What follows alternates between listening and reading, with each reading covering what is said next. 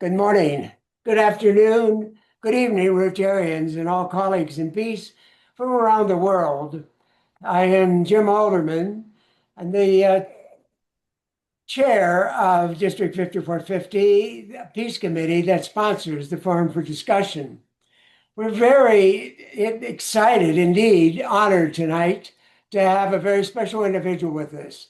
Rarely do we have the opportunity to hear from someone who is so hands-on in analyzing, in studying, and reporting the numbers of systemic conflict.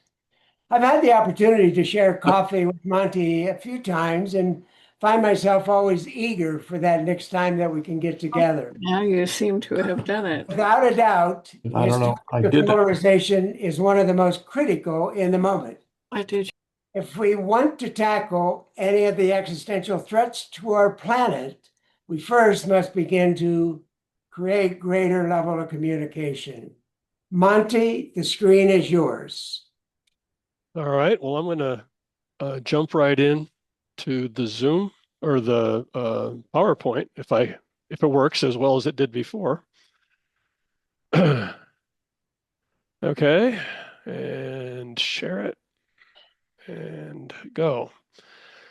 All right. As soon as it comes up on the screen, are we good? There we are. All right. I'm going to move all your faces off of my screen so I can see my own screen. All right.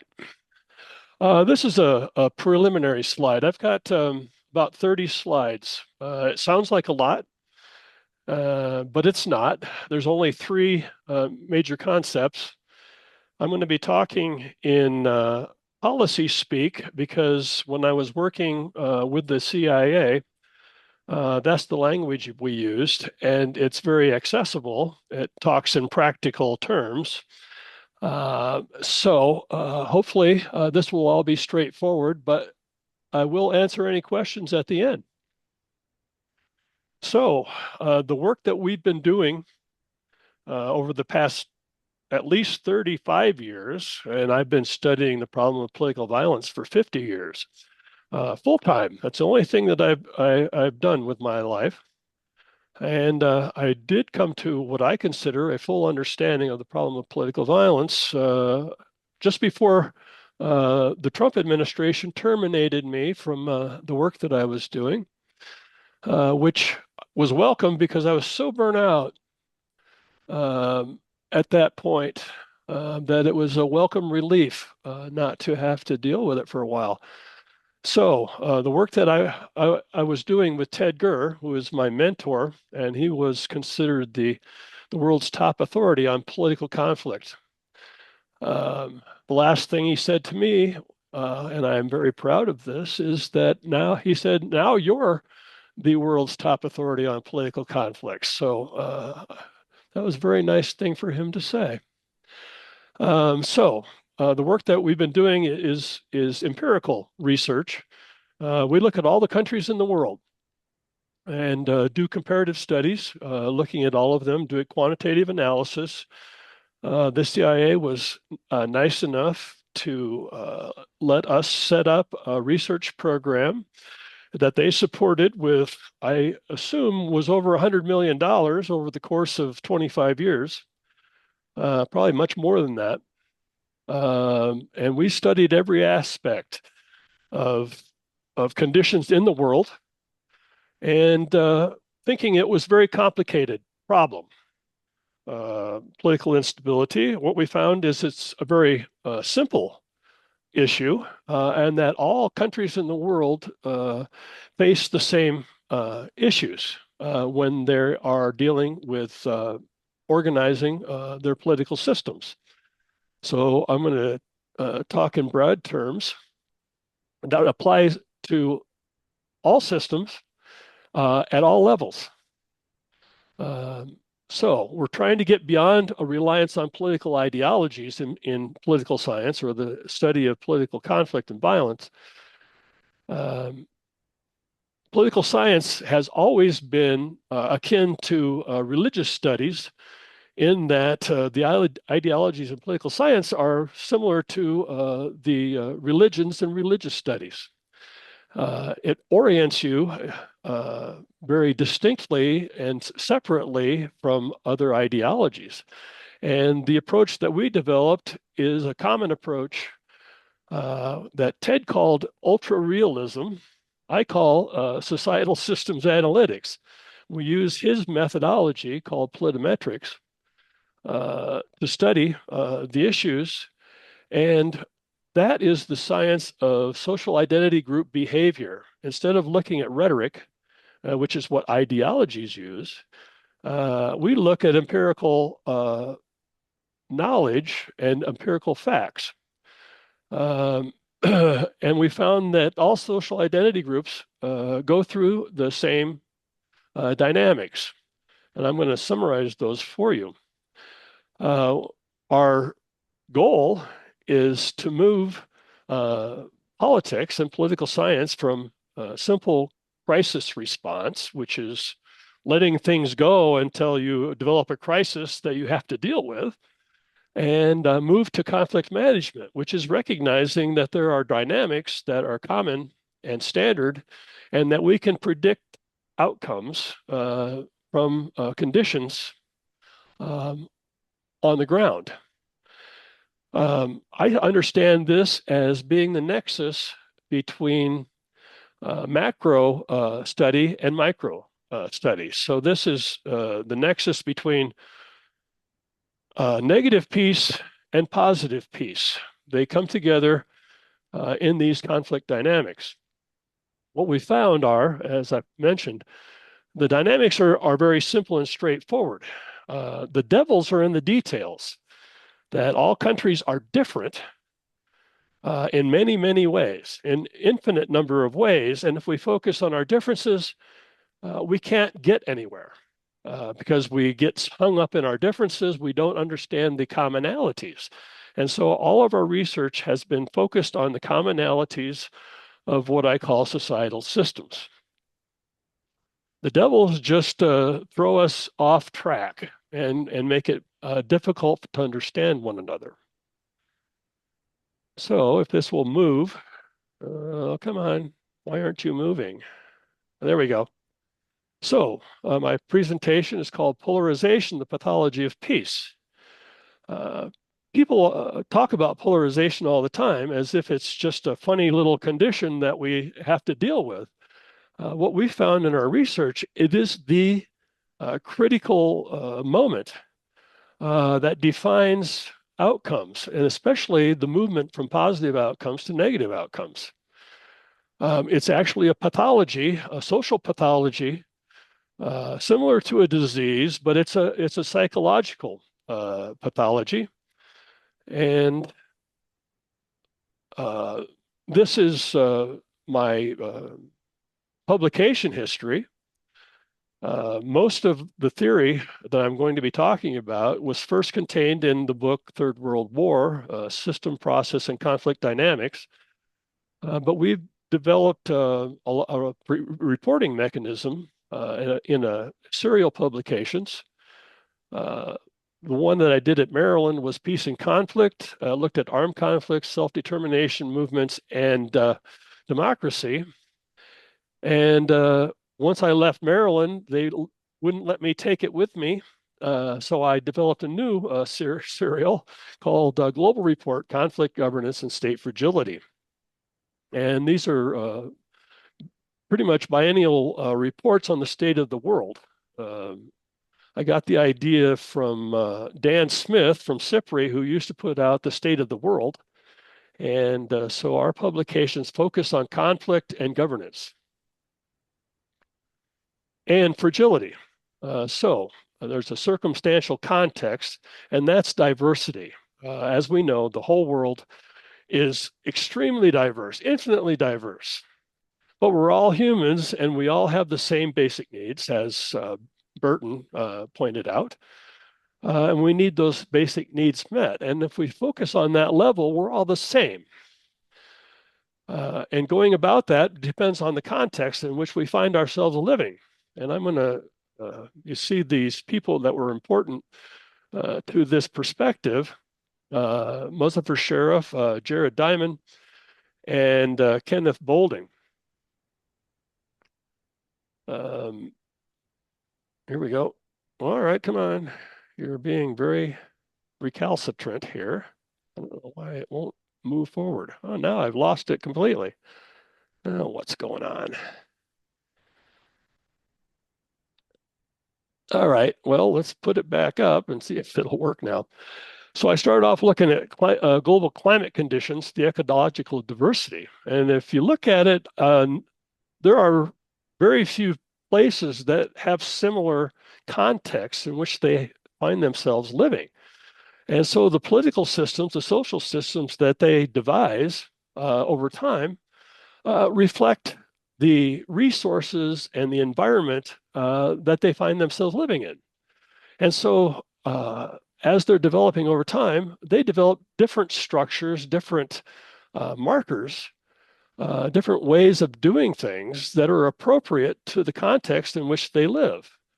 And so a solution, a material solution that works in one environmental situation does not necessarily work in other environmental situations. We can't export peace to other countries. They have to find it for themselves. But we do understand the dynamics that lead to peaceful solutions, and that is knowledge that we can share.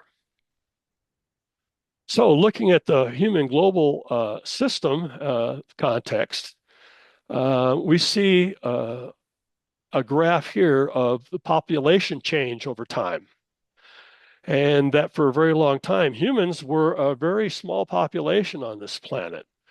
And so the context says that they're very separate, all these social groups that are forming, they expand the globe, and they develop independently. And the dynamics and the structures that they develop are very different because of the difference in their context.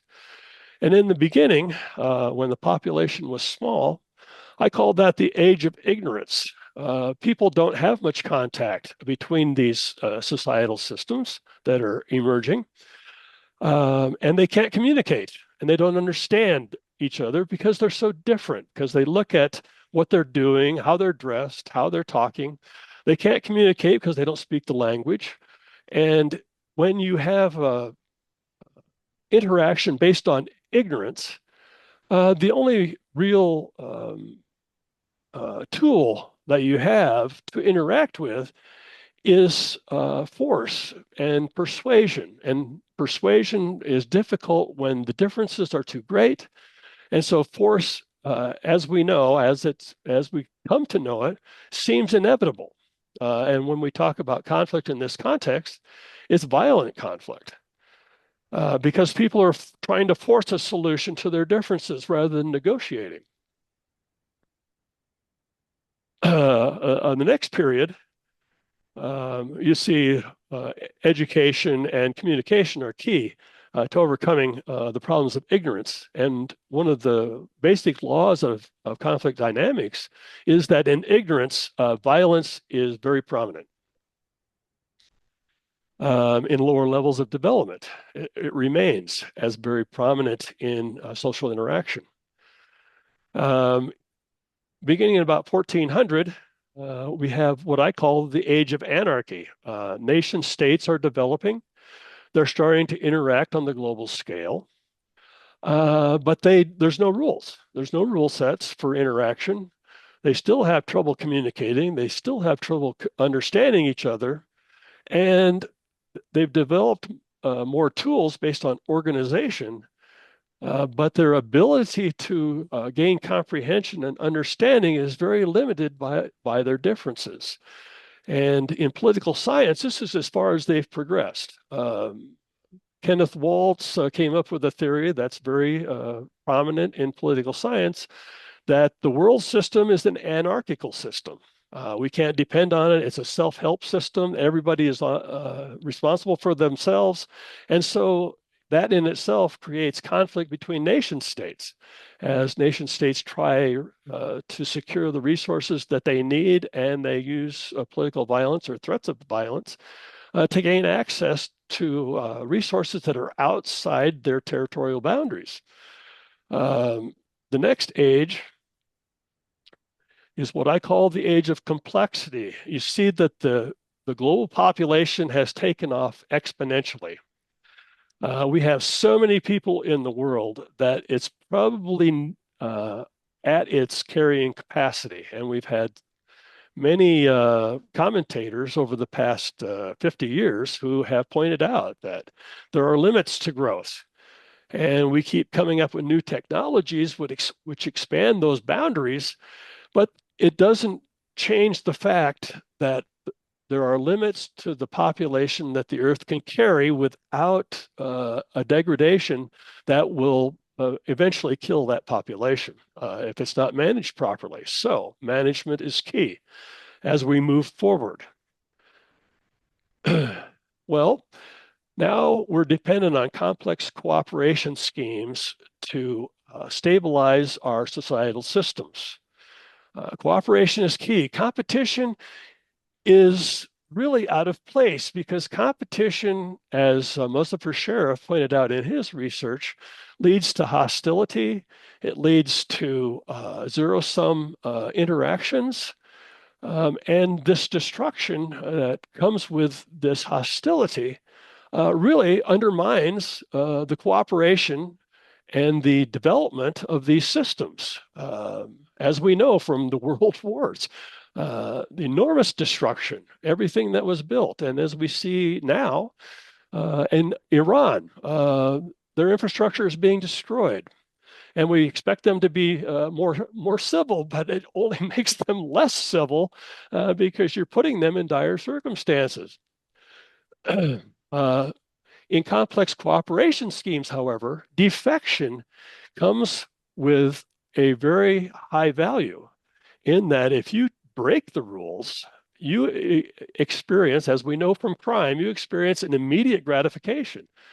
The only way we can limit this kind of activity is through the rule of law, that we recognize defection and that we use the legal system to punish those defectors and bring them back within the system and the rule set that we devised, the rule of law.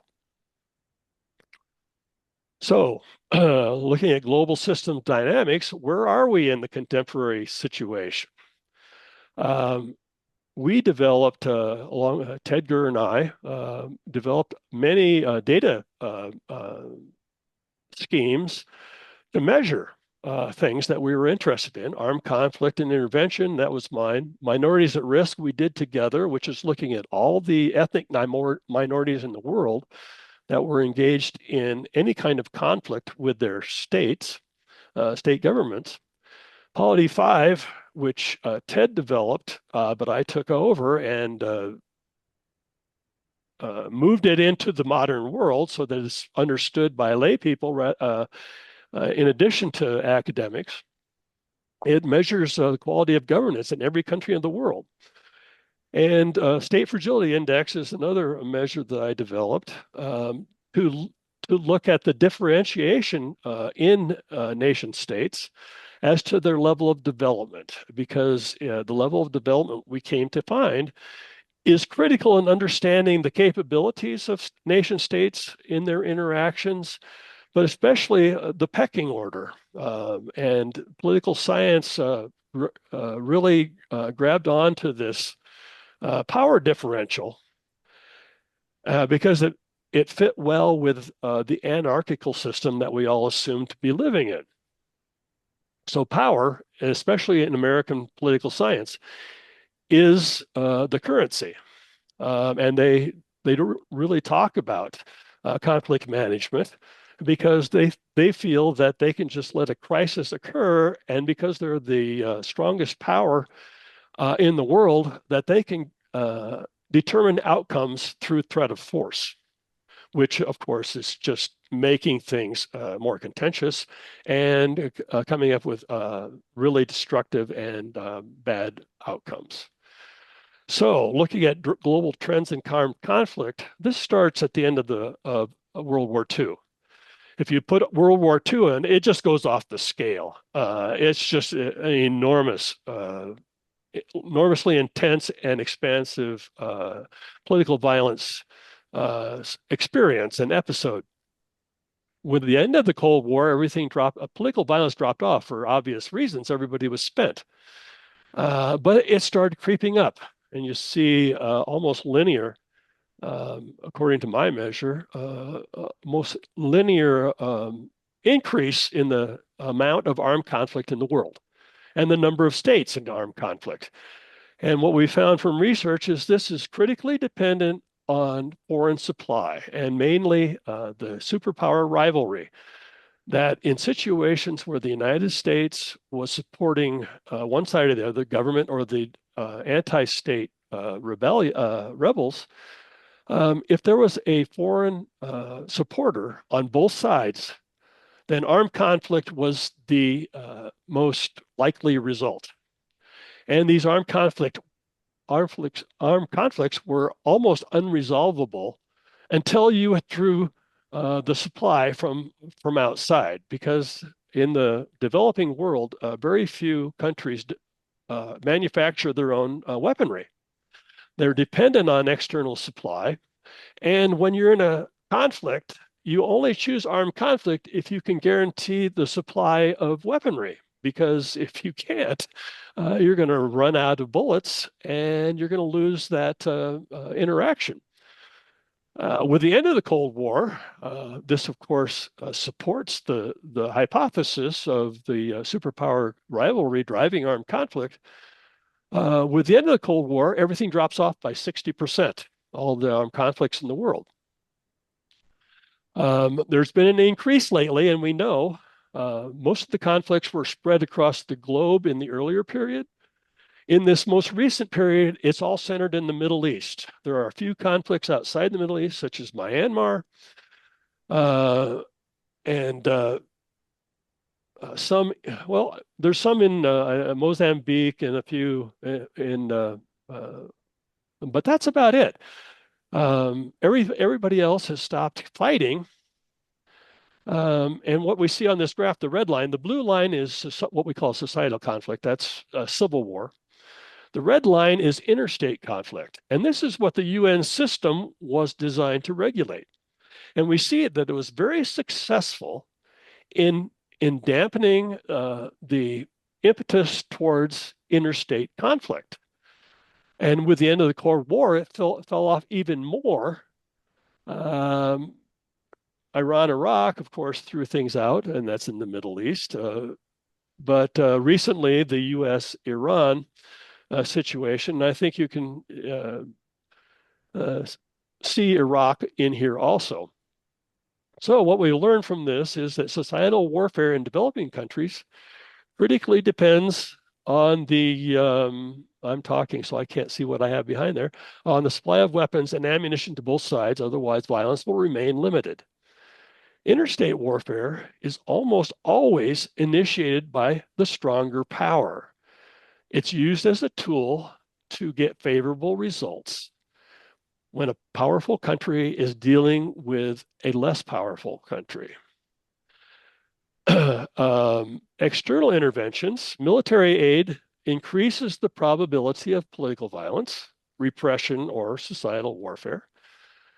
External military intervention increases violent resistance. The world has changed in the post-colonial situation, and you cannot dominate countries with political violence anymore from the outside. And we're finding that. We found it out first in Vietnam, and we're finding it out even more as we move along. Afghanistan, Iran now, Iraq. You can't control these situations with political force because they coalesce against the external aggressor. This is the one thing that developing countries can coalesce around. And you can call it the rally around the flag effect. It's very, very much that. But people don't like to be told what to do by foreign powers. Developmental assistance, on the other hand, decreases the utility or likelihood of political violence. And this is also a very strong result of our research, such as the UN intervention, or even, come on, why won't you move forward? I don't understand. I don't know how to do it. Come on. Let's try that. That doesn't work. Huh. I think it's There. just a Whoops, went too network. many. I think it's just a network. I think it's just a network, Monty. It's just a little Oh, it's slow. just a It's just a delay. little slow. Yeah, I think so. Yeah, yeah. Now I've missed one. So go to the previous slide. Which slide are we on? I don't have a number. So, 13. Let's go back to 13. Okay, this is global trends in governance. We measure this with the polity data. And in the early days, we find that the red line, autocracies, are the most prominent form of governance, especially in the 19th century. In the 20th century, we start to see an increase in democratic governance, which is the blue line. The black line are the problem situations. We call these anocracies. They have mixed governing authority characteristics. They have some rule of law, but they have a very powerful leader, or something that they can't control their system, and they're struggling to manage their emerging political system. And the anocracies we find are highly likely to resort to political violence in trying to settle conflict disputes. So they were very prominent in the 19th century, and this remained level.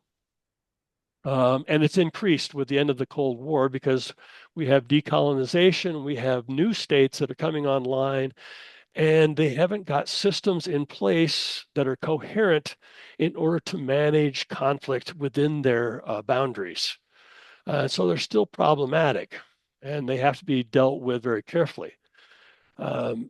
We see democracy taking off with the end of the Cold War, especially with the post-socialist countries adopting democratic governance. And they are long-standing state systems, and so they can make the transition in a much more stable fashion. You can move from autocracy to democracy much more easily than you can from a developing in a developing situation. If you have a long-standing state, your prospects are much greater to be able to shift. And most countries do shift. You see the red line just drops off in the same fashion as the blue line increases. Okay, so this is the State Fragility Index, and this is to show what happened with the end of the Cold War. And what we found with this measure is that all areas of the world with the end of the Cold War started developing at about the same pace. It was all positive development. We're talking about positive peace here. They are all getting much better at managing their situations and avoiding outbreaks of armed conflict. And you see the different areas, these diamonds in here show that non-Muslim Africa was the least developed. Muslim countries were the next least developed countries. South and East Asia were more developed. Latin America was about the same as South and East Asia. And the former socialist countries were the most developed of all of these countries. I don't have Western Europe on because we use the State Fragility Index as it compares with the conditions in Western countries. Western countries are developed, and for the most part, they have been democratic, although there have been some setbacks. Okay, well, now I got a different thing going on. Uh, all right, well, I'm just going to wait and see if it changes. Hmm. It must be probably slowness in my system. I don't know. Well, it's very aggravating. I can tell you that. Let's see if I can get my little menu back, and we'll go to the next slide manually. Okay, so Polity enabled us to map a political process model. We have all 167 major countries. Any country with more than 500,000 population is covered by Polity. And that led to an explication, a theoretical explication of this theory of complexity that I've used to design a video book called Managing Complexity in Modern Societal Systems. What we found are the primary detriments to democratic peace are anonymity, dishonesty, secrecy, and disrespect. And these you would probably be not surprised to learn are also prominent in polarization.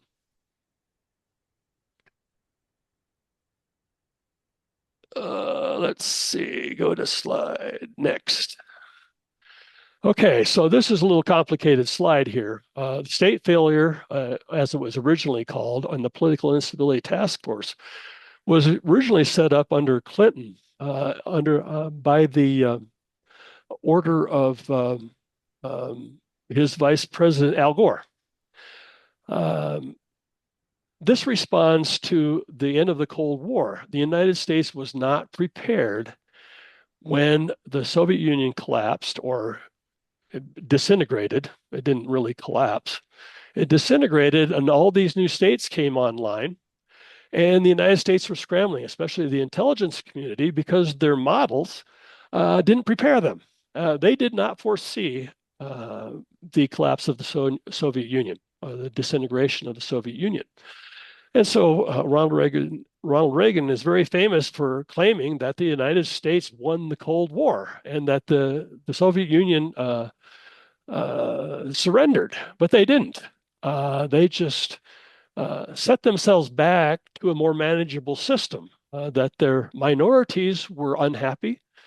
Lenin recognized that that was a possibility, and that's why he gave them the power to secede in the Soviet Constitution. And when they recognized how unhappy they were, they seceded, and the Soviet Union had no mechanism to keep them from seceding except the threat of force. And Gorbachev refused to use force to maintain the relationship with the Eastern European countries and the Soviet republics. And so that's what caused the disintegration, because he recognized that the situation could only be resolved by each country developing their own sense of security. They couldn't interact peacefully, and so they had to go their separate ways. When they went their separate ways, it did not lead to an increase in armed conflict. They did so for the most part peacefully. So this is probably the only time the U.S. intelligence community has set up such a large research endeavor, task force, using unclassified information, or it was unclassified and open source information. They were mandated to make all of this information, all this research available to the public. And that's what democracies do. Democracies can only operate effectively and efficiently when you have open information and honesty. So we were privileged to be asked to come in and set up this research design to understand and forecast impending political instability. Well, the key to forecasting is that you have to have a system in place that's predictable, that certain conditions will predict certain outcomes. Uh, Prior to this, in an anarchical system, you can't predict outcomes because everybody is engaging in strategic behavior. Well, the strategic behavior is the development of their system. It's not the interaction between systems. So we set out to understand what was going on with this intelligence failure at the end of the Cold War. We developed a global data merge over 3,000 variables, including 167 countries from 1955 to the current year. Multidisciplinary collaboration, they brought in the top research scholars and methodologists with every type of conflict or every type of threatening or contentious situation. They had access to the country's top people and they brought them in. And so I had the privilege of working with all the country's top people to understand the specifics of terrorism, counterterrorism, development, democratization or autocratization. They were all brought in and nobody refused the government when they asked them to come in and work with us. So at all times, we had at least 10, if not 15 top scholars collaborating on this research. It was just the most amazing experience that I've ever had.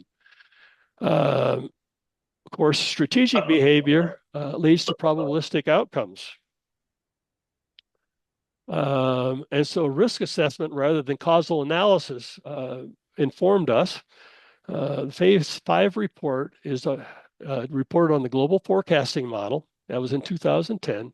And there was only 5 variables. One was the dependent variable, which I supplied with the armed conflict and adverse regime change from Polity.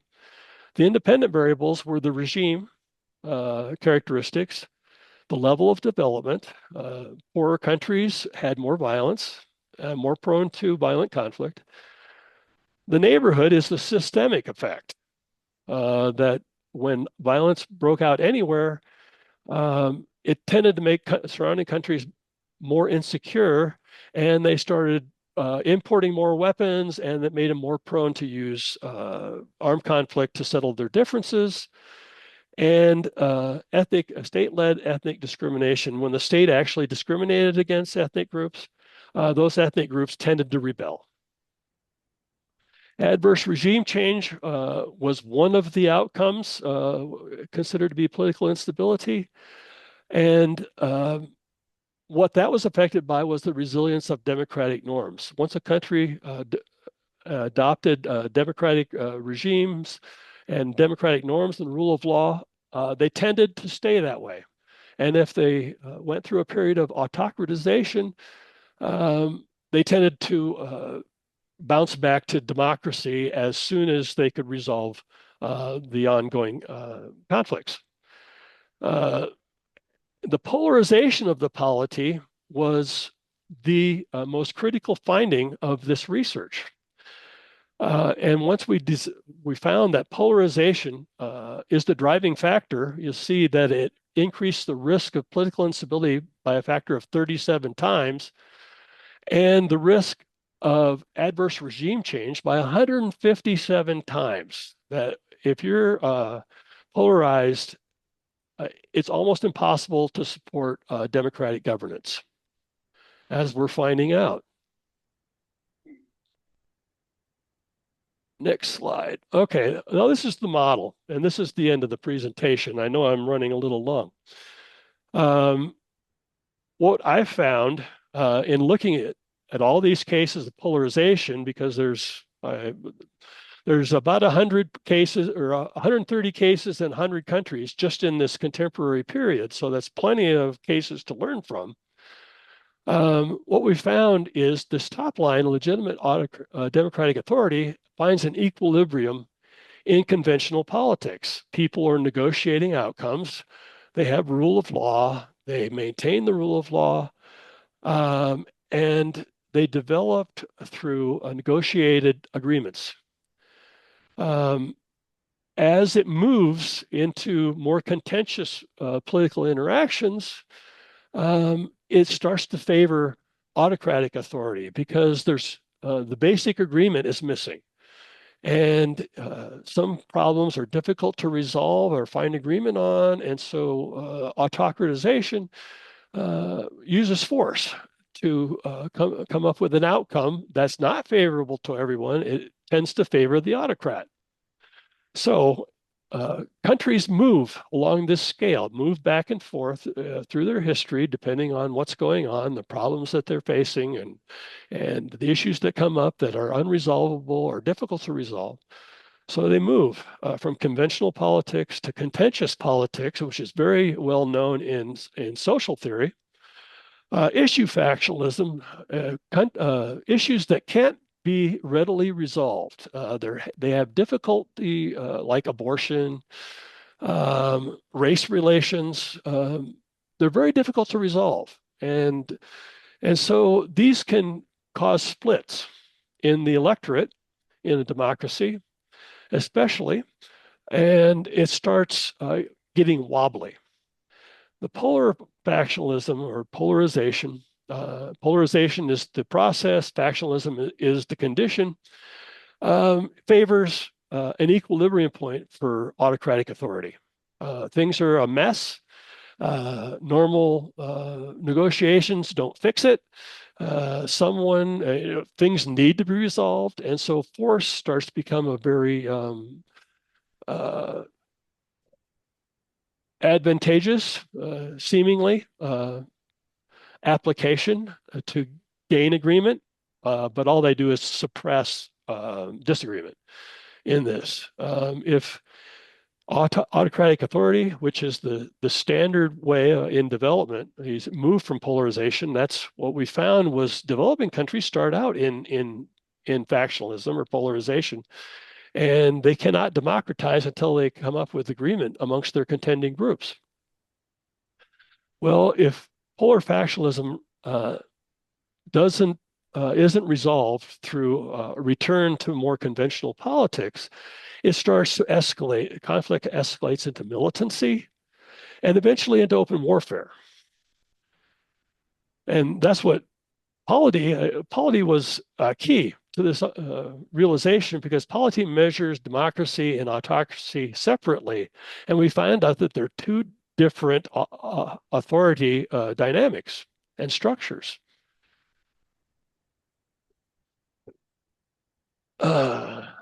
So what polarization does is it decreases interaction densities. Interaction densities amongst individuals or groups within society are very high and very dense in conventional politics, but they start to drop off as groups become polarized. They quit talking to each other. They start siloing their issues. Negotiations become much more difficult. Agreements become almost impossible.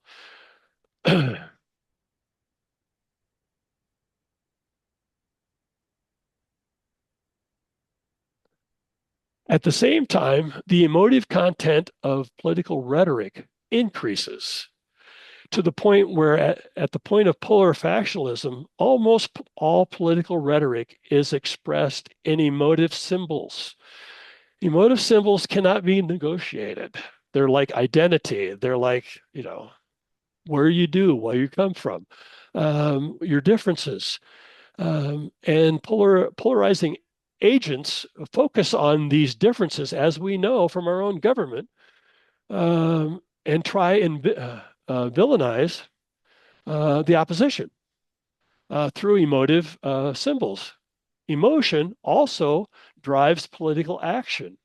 And that's why you see this polarization leading to greater militancy and open warfare, because people are acting, and more people acting in without agreement. They're looking for instruments to affect the outcomes, and force is the only instrument left to them. No, that still doesn't work. Okay. So here's the two keys. As soon as violence becomes prevalent, you have polity fragmentation, that the groups that are fighting lose trust in one another, and the ability to bridge the gaps between these groups and their differences becomes almost impossible. And in most cases, leads to groups operating separately. They can no longer interact. They can no longer come to political decisions because they have not only a lack of trust, but they have the experience of violence that affects everybody in the situation. They can't trust the other because the other is responsible for the violence that they've experienced and the destruction of everything that they value. So modern societal systems need to avoid that. And polarization is the key. They need to treat the polarization because peace is only found in conventional politics. You negotiate your differences, it leaves individuals free to express themselves in the way that they feel is appropriate. They don't need to use violence in their interactions. And that's the goal of politics at this in the modern complex cooperative systems.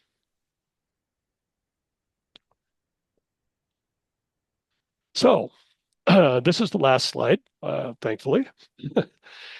These are peace building essentials. Education, extremely important.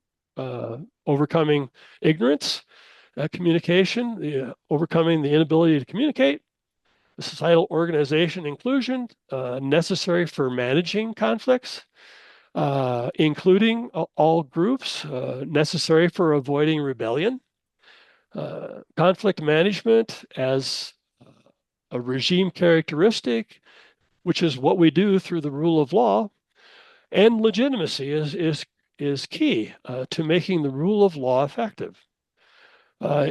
Intensified interactive densities, I've already talked about, but pluralism is the key to managing intergroup interactions, that people develop multiple identities, and that we found that in good times, they identify with the highest order identity that they're a member of. As things get conflictual, they start dropping their loyalty back to smaller groups where they feel more secure, they feel more in common, and they're starting to give up their sense that they can overcome their differences. So pluralism is absolutely a necessary dynamic. You have to reduce the emotive content of political rhetoric and lean towards rationality, negotiated outcomes, material issues, things that can actually be resolved. In leadership, accountability, honesty, civility, openness, and what I call elite-led justice. In the rule of law, everyone looks to the behavior of the elites. If the elites are breaking the law or even pushing the law in unnatural ways, people who are not in authority start thinking that that's what they should do because that's what's successful for the elites is going to be the successful strategy for the non-elites. And so you see an increase in crime, you see an increase in divisions within society. And the reason why I joined Rotary Club is that Rotary actually addresses all of these peace building essentials.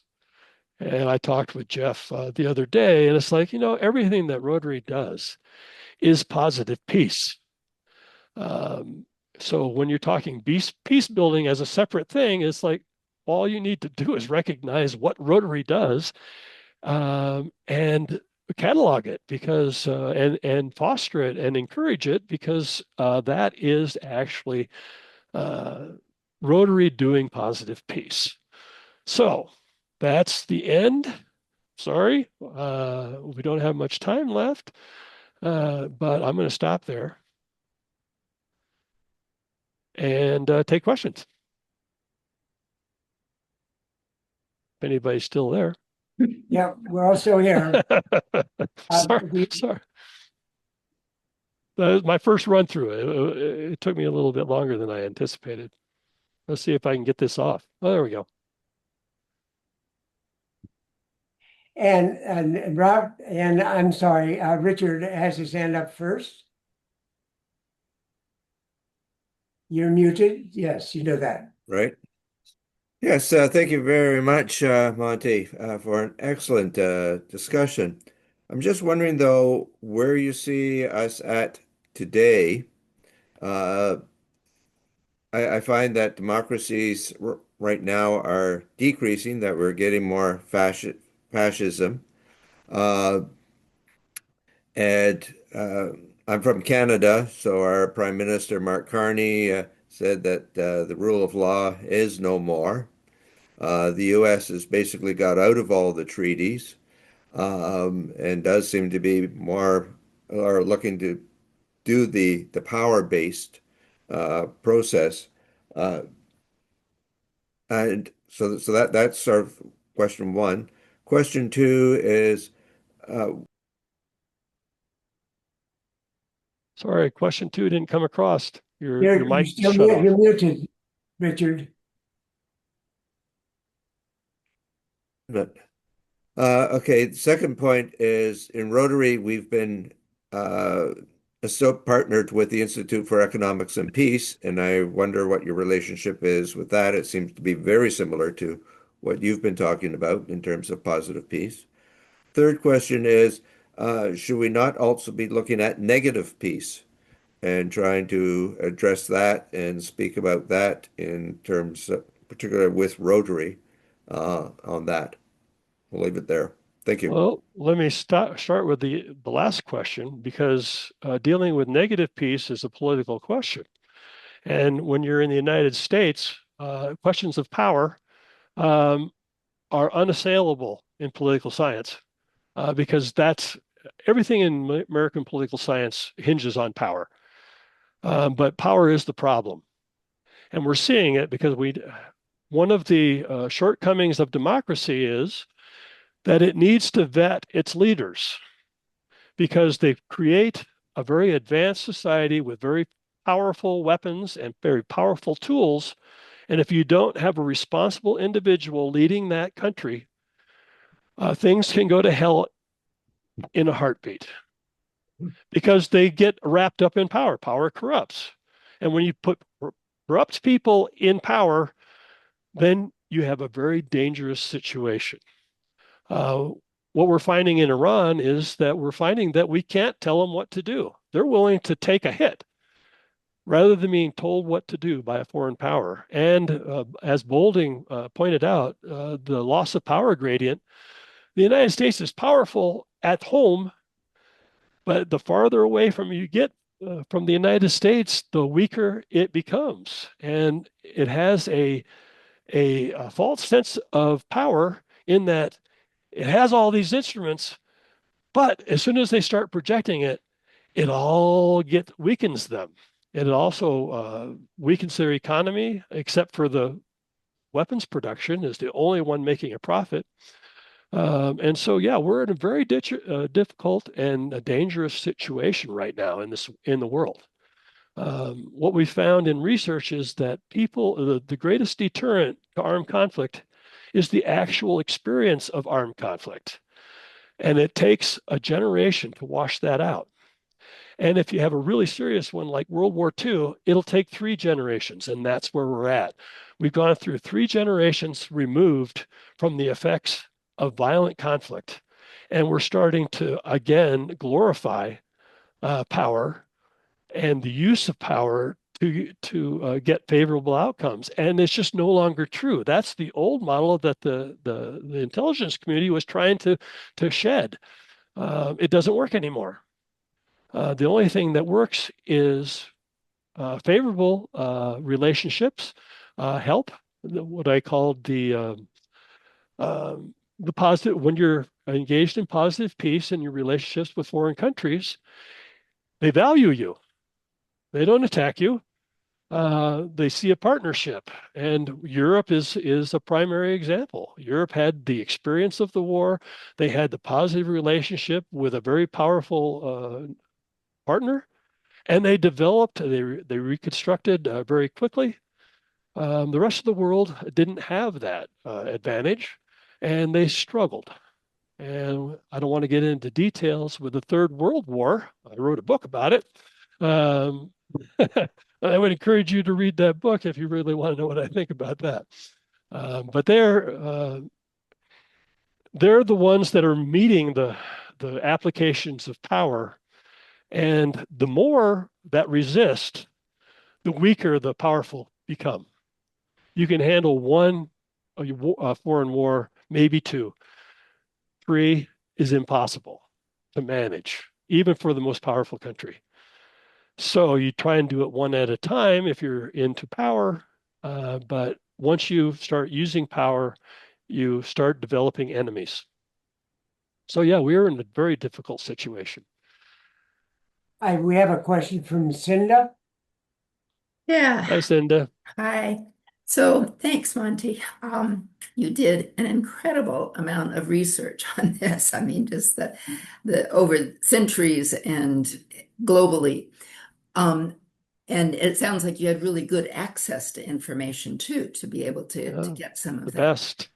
Yeah. But I wonder, in any of that research, did you ever apply a gender lens to see, was there a difference when there were either more women in positions of power, or, how would that have affected it? And we don't have many good examples because throughout history we, have lived in a basically male-created society. But did you apply that lens at all? I wrote a paper with my ex-wife early on, and we looked at the UN developed a measure called the Gender Empowerment Measure. And we looked at that, and the paper concluded that countries with higher gender empowerment measures were less violent.